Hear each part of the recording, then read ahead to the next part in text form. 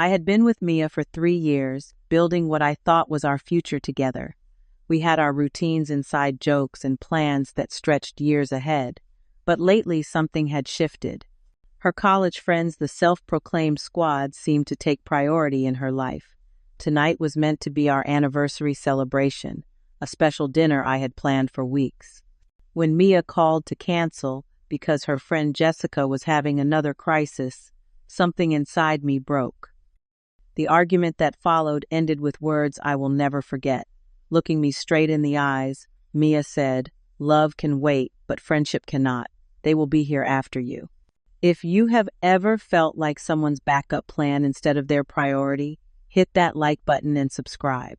Let me know where you are watching from and stick around to see what happened when I finally stood up for myself.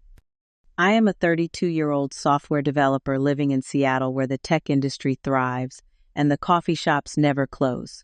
My life before Mia was comfortable but ordinary.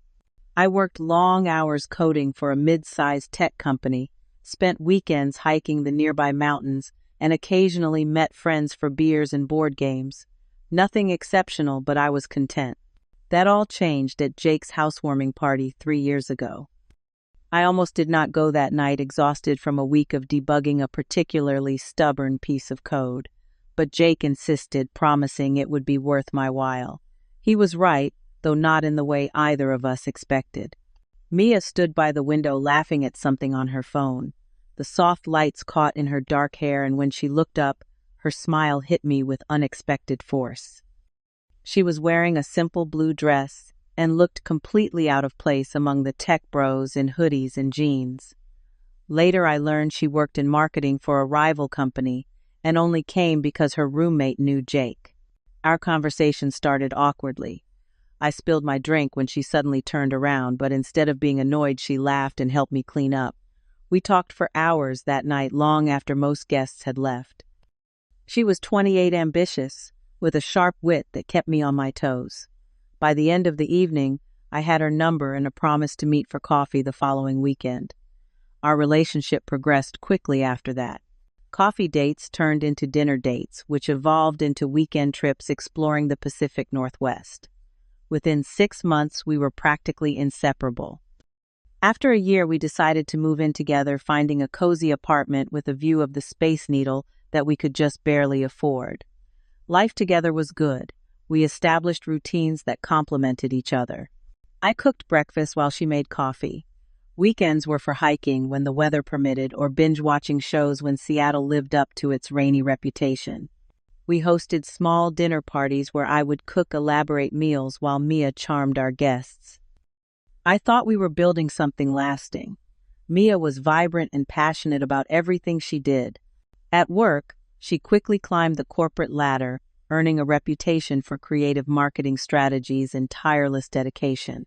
She approached our relationship with the same intensity, planning surprise dates and leaving sweet notes in my lunch. But that same passion extended to her friendships, particularly with her college squad. The squad consisted of 5 women who had been in the same sorority as Mia during college. They had remained unusually close over the years, with a bond that sometimes seemed more like codependence than friendship. There was Jessica, the dramatic one, who always had some crisis, requiring immediate attention from everyone. Amanda was the organized planner who scheduled their gatherings with military precision. Taylor brought the party energy, constantly pushing for nights out clubbing or bar hopping. Zoe was the judgmental one, always ready, with a cutting remark disguised as concern. Lindsay was the only one I genuinely liked, as she treated me with respect and seemed to understand boundaries. At first, I tried to embrace these women as part of Mia's life. I attended their brunches, joined their game nights, and even suffered through several karaoke sessions despite my terrible singing voice. But no matter how hard I tried, I always felt like an outsider.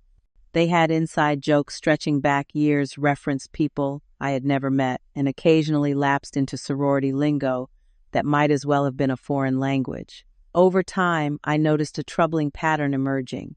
Mia would cancel our plans whenever one of the squad members called with an emergency. These emergencies ranged from legitimate concerns like Taylor getting stranded with a flat tire to absurd situations like Jessica needing emotional support after a bad haircut. I tried to be understanding, but it became increasingly difficult as these incidents multiplied. The balance in our relationship began to shift subtly. Mia started spending more evenings with her friends than with me. Our weekend hikes became less frequent, replaced by shopping trips with Amanda or brunches with the entire squad.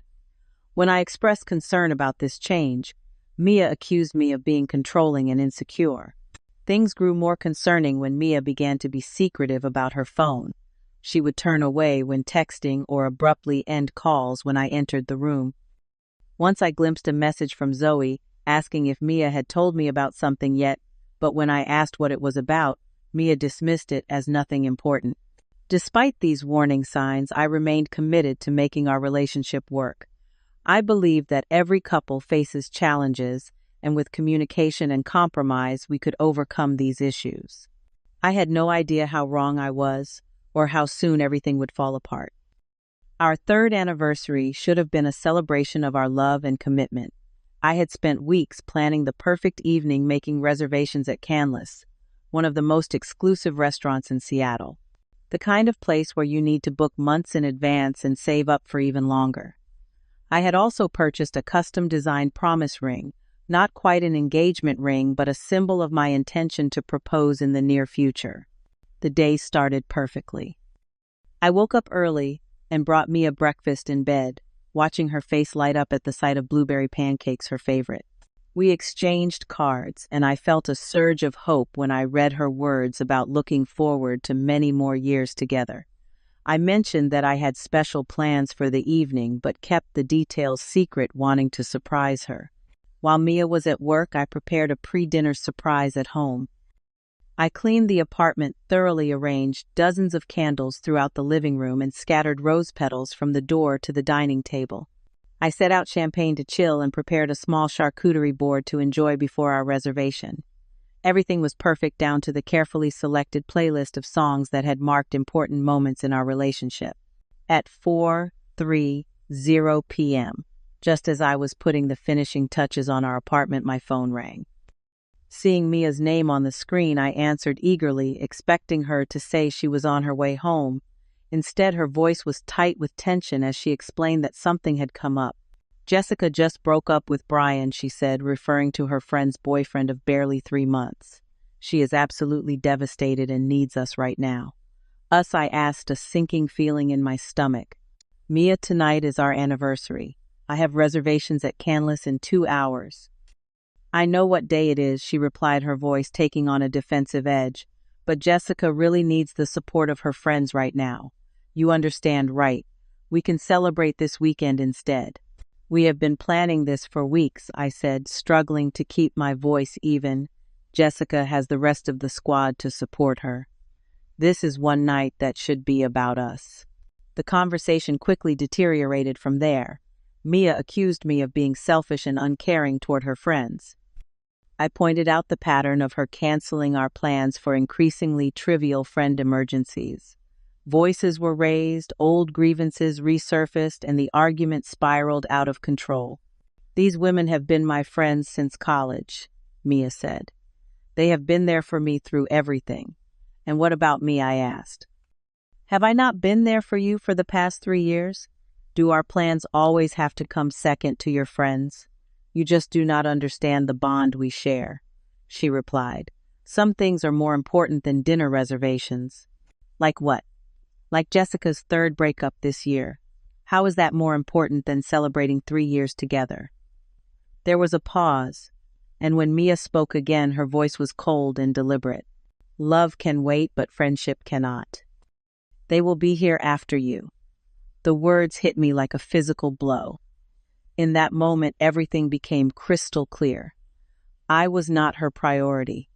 I might never be her priority. All this time, I had been building a future with someone who saw me as temporary, while her friends were permanent. I see, I said quietly. Thank you for finally being honest with me. I hung up before she could respond and stared at the romantic setting I had created.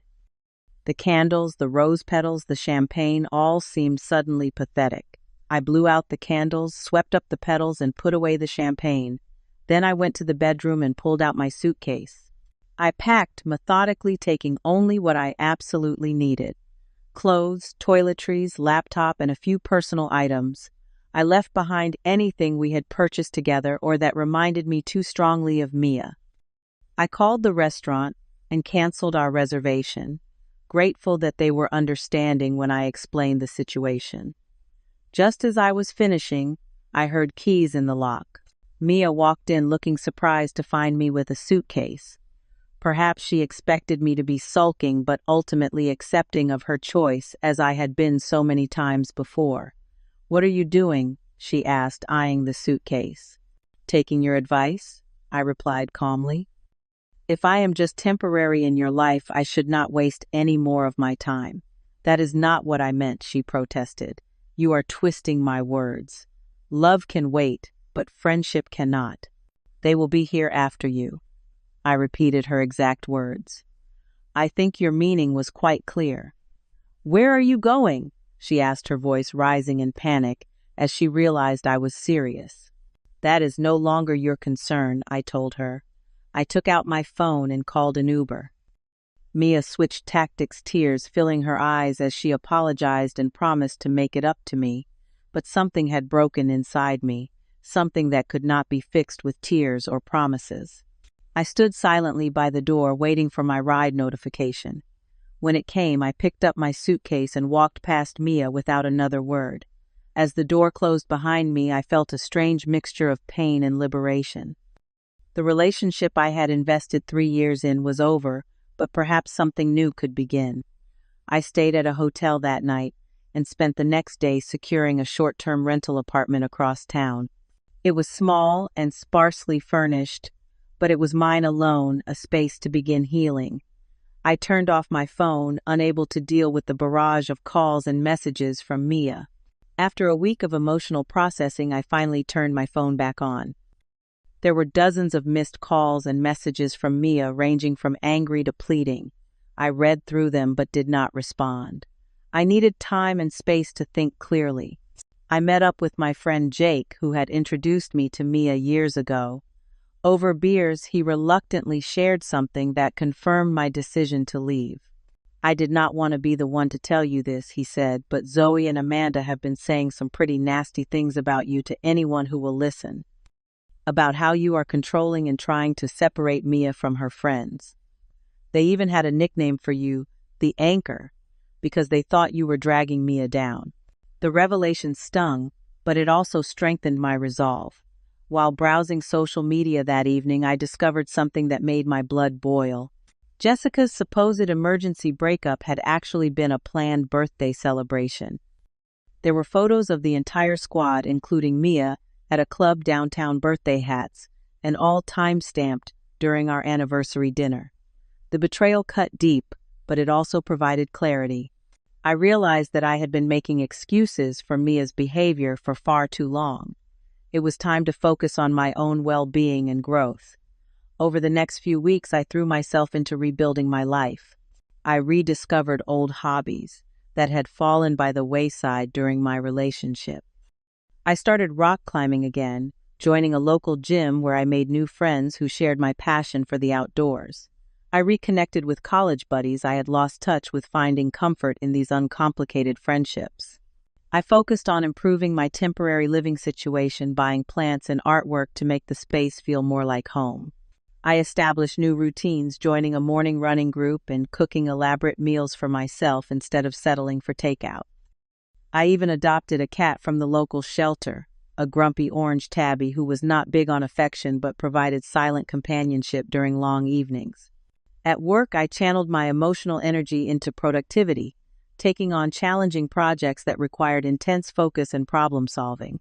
My boss noticed the change and hinted at a potential promotion if I maintained this level of performance. Slowly, painfully, I was building a new life for myself. A life where I was not an afterthought or a backup plan. A life where my needs mattered. I was not completely healed, not by a long shot, but I was on my way. The doorbell rang early on a Saturday morning, about 3 weeks after I had left.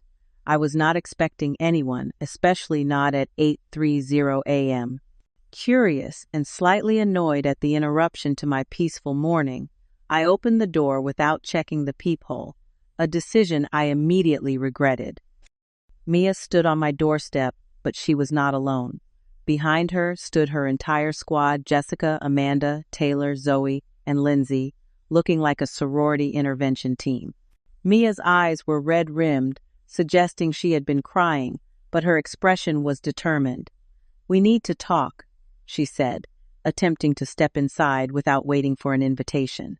I blocked the doorway, stunned by the audacity of showing up unannounced with her entire friend group. "How did you find my address?" "Lindsay works in real estate," she explained impatiently. "That is not important right now. What is important is that we fix this misunderstanding." "There is no misunderstanding," I replied calmly. "You made your priorities clear, and I made my decision based on that." "You are overreacting," Zoe chimed in from behind Mia, her tone dripping with condescension. "Relationships require compromise." "I have been the only one compromising for 3 years," I said, feeling a flash of anger, but keeping my voice steady. Now is not a good time for this conversation, and I certainly did not invite an audience. "We are here to support Mia," Amanda explained, consulting her phone as if checking a schedule, "and to help you two work through this. I was thinking you could move back in by next weekend. I have created a shared calendar for couples therapy appointments." I almost laughed at the absurdity of the situation. I am not moving back, and I did not agree to therapy, especially not with an audience of critics. Jessica pushed forward. "Look, I know my breakup might seem trivial to you, but it was a real emergency. Brian and I had been having problems for weeks, and when he finally ended things, I was devastated. Mia was just being a good friend." "A good friend to you, perhaps," I replied, "but not a good partner to me. And by the way, I saw the birthday party photos from that night." Jessica had the grace to look embarrassed, but Zoe jumped in. "So what friends celebrate birthdays? You are just too sensitive." I noticed Lindsay hanging back from the group, looking uncomfortable. When our eyes met, she mouthed, "I am sorry about this," confirming my suspicion that she had not been fully on board with this ambush. "You are ruining our group dynamic," Taylor complained. "Mia has been miserable for weeks, and now all our outings are affected. She just cries into her cocktails and checks her phone every 5 minutes. That is not my problem anymore," I said. "Mia made her choice." Mia stepped closer, her voice softening as she adopted a pleading tone. "I miss you. I know I said some things I should not have, but I was stressed about Jessica's situation. You know how much you mean to me. We have 3 years of memories together." "Are you really going to throw that all away over one comment?" I had anticipated this moment during my weeks alone, rehearsing what I would say if Mia tried to reconcile. Now facing her and her squad, the words came easily. "It was not one comment," I said firmly. "It was a pattern of behavior. Every time I expressed concern about being your last priority, you dismissed my feelings. Every time I asked for more balance in our relationship, you accused me of being controlling. You consistently chose your friends over me, even on our anniversary. Your comment just confirmed what I had suspected for months, that I am expendable in your life." "That is not true," Mia protested. "You are twisting everything." "Am I?" I asked. "What exactly did you tell your friends about why I left?" Amanda answered before Mia could. "She said you were being unreasonable about her helping a friend in crisis. That you gave her an ultimatum, them or you." "That is not what happened," I said, looking directly at Mia. "Tell them what you really said to me. Tell them about the anniversary plans I made weeks in advance. Tell them about the reservation at Canlis, the candles, the promise ring. Tell them your exact words." Mia's face flushed. "I do not remember exactly what I said. It was in the heat of the moment." "I remember perfectly," I replied. "You said, 'Love can wait, but friendship cannot. They will be here after you.' You made it clear that I was temporary, and they were permanent. You decided I was disposable."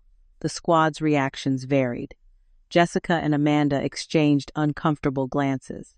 Taylor looked at her shoes. Zoe maintained her judgmental stare.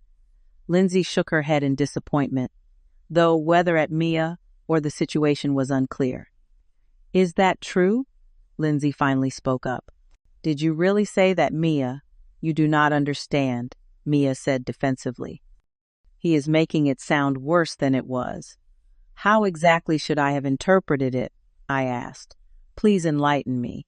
"I just meant that my friends needed me in that moment," Mia said weakly. "And I needed you too," I replied.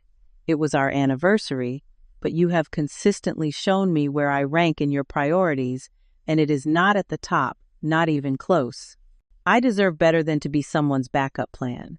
"We have all been dealing with Mia's crying and moping for weeks," Zoe snapped. "Just forgive her already, so things can go back to normal." "Your friend group dynamics are not my concern," I said. "And honestly, they have never been healthy. You all enable each other's worst behaviors and punish anyone who tries to establish boundaries." "That is not fair," Jessica exclaimed. "We support each other."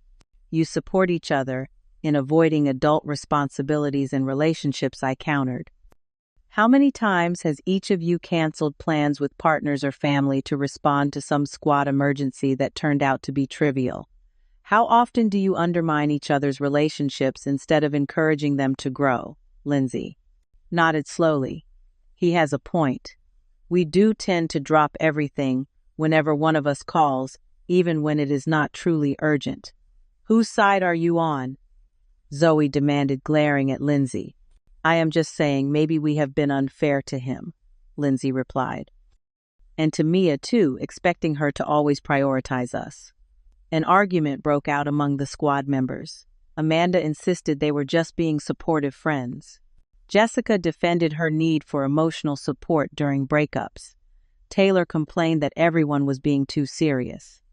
Zoe accused Lindsay of betrayal. As they bickered, Mia's facade of remorse cracked. Her expression hardened, and when she spoke, her voice had lost its pleading tone. "This is exactly why I need my friends," she said bitterly. "They understand me in ways you never did. They do not judge me or make me feel guilty for being there when they need me. You were always trying to change me to pull me away from them. I never tried to change you," I replied calmly. "I only asked for equal consideration, for my needs to matter as much as theirs, for our relationship to be a priority at least some of the time." "Well, maybe your needs were too demanding," she snapped. "Maybe I got tired of your constant complaints about my friends." And there it was, the truth finally revealed. Not in her carefully rehearsed apology or in front of her supportive squad, but in a moment of frustration when her real feelings slipped out. "Thank you for your honesty," I said quietly. "Now, I would appreciate it if all of you would leave my apartment." "But we have not resolved anything," Amanda protested, looking at her phone as if she had scheduled a resolution for this exact time slot. "I think we have resolved everything that needs resolving," I replied. "Goodbye, Mia. I wish you well, but this conversation is over." As I began to close the door, Mia tried one last desperate tactic. "If you shut this door, we are done forever," she threatened. "I will not come back again." "I know," I said. "That is the point." I shut the door firmly on their protests and leaned against it, heart pounding but mind surprisingly clear. Through the door I could hear the muffled sounds of their continued argument as they made their way down the hall. But for the first time in weeks, their drama felt distant. No longer my problem to solve or endure. I had stood my ground. I had spoken my truth. And in doing so, I had finally freed myself from a relationship that had been slowly draining my self-respect. The relief was overwhelming, and despite the lingering sadness, I felt lighter than I had in months. In the days following the confrontation, I experienced a strange mix of emotions. There was the liberation of having finally stood my ground, but also the lingering sadness of losing someone I had loved for 3 years. Grief does not disappear instantly, even when you know a relationship was unhealthy. There were moments when I questioned my decision, wondering if I had been too harsh or unwilling to compromise. But those moments became less frequent as time passed. 2 days after the doorstep showdown, I received a text from Lindsay. "I wanted to apologize for being part of that ambush," she wrote. "It was wrong, and I should have said something beforehand. For what it is worth, I think you made the right decision. The group dynamic has never been as healthy as it should be." Her message validated my feelings and helped solidify my resolve. Lindsay had been part of the squad for years, but could still recognize the toxic patterns. If she could see it, I was not imagining things. Mia continued her attempts to reconcile over the following weeks. There were tearful voicemails, lengthy emails explaining how much she had changed, even a delivery of my favorite cookies to my workplace.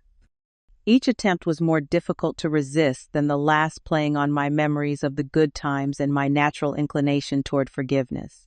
But each time I reminded myself of her words and actions of the pattern that would inevitably repeat if I returned. Instead of responding to Mia's messages, I focused on rebuilding my life. I maintained the new habits I had established, expanding my social circle beyond the bubble of our relationship. I reconnected with college friends I had lost touch with, finding that many of them had experienced similar relationship challenges. Their understanding and support proved invaluable during the difficult days. My renewed focus at work paid off with a promotion to senior developer, bringing increased responsibility and a welcome salary bump.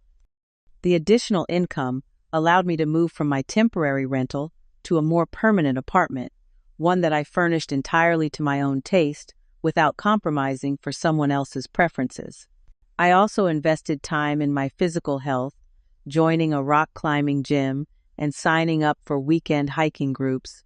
The physical exertion helped channel my emotional energy, and the sense of accomplishment from mastering difficult routes rebuilt my confidence. Through these activities, I made new friends who shared my interests and respected my boundaries.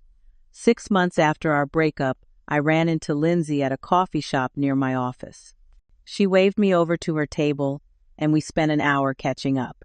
She had distanced herself from the squad, focusing more on her real estate career and her relationship with her new boyfriend. "The group kind of fractured after that day at your apartment," she explained. "Taylor and I realized we were tired of the constant drama and stepped back. Amanda and Jessica are still tight, with Mia and Zoe floats between friend groups depending on where she can stir up the most trouble. And Mia?" I asked, surprised to find I could say her name without a stab of pain. "Still the same pattern," Lindsay said with a sad smile. "She has a new boyfriend, nice guy who works in finance. But she still drops everything when Amanda or Jessica calls with a crisis. Last week she missed his family dinner because Amanda needed help putting together furniture from IKEA. Not exactly an emergency." Her words confirmed what I had suspected. Mia had not changed and likely never would. The problem had not been me or my expectations, but her inability to create healthy boundaries and priorities. As I reflected on our relationship in the months that followed, I began to recognize the red flags I had ignored. The way she would dismiss my concerns with accusations of insecurity, the subtle put-downs from her friends that she never defended me from, the constant rescheduling of our plans to accommodate her friends' needs. These were not isolated incidents, but patterns that revealed her true priorities. I also gained a deeper understanding of what a balanced partnership should look like. It was not about never spending time with friends or expecting to be someone's entire world. It was about mutual respect, consideration, and the knowledge that when it truly matters, you are each other's first priority. It was about supporting each other's friendships and interests while maintaining the relationship as the primary commitment. About 9 months after the breakup, I cautiously began dating again. Nothing serious at first, just coffee or dinner with women I met through friends or dating apps. I took things slowly, making sure to establish my boundaries and expectations early on. Some connections faded quickly, but others showed promise, and I found myself open to the possibility of falling in love again, wiser from my experience with Mia. What I learned from those 3 years, and their painful ending, was invaluable. I learned the importance of self-respect and the courage to walk away from situations where you are undervalued. I learned that love requires more than just affection. It requires consistent actions that demonstrate true commitment. And perhaps most importantly, I learned that sometimes losing someone reveals your own worth rather than diminishing it. While romantic love is a beautiful part of life, It should never come at the expense of your dignity or self-worth. A true partner will make you a priority, not an option or an afterthought. They will consider your needs as important as their own, and certainly as important as their friends' needs. Today, I am building a life where I value myself enough to expect reciprocity and respect, where I recognize that healthy love enhances your life without requiring the sacrifice of your identity or boundaries, where I understand that the right person will not make you compete for your place in their life. They will make space for you as naturally as breathing. Have you ever had to walk away from someone you loved because they did not prioritize you? What helped you find the strength to put yourself first? Share your experience in the comments below.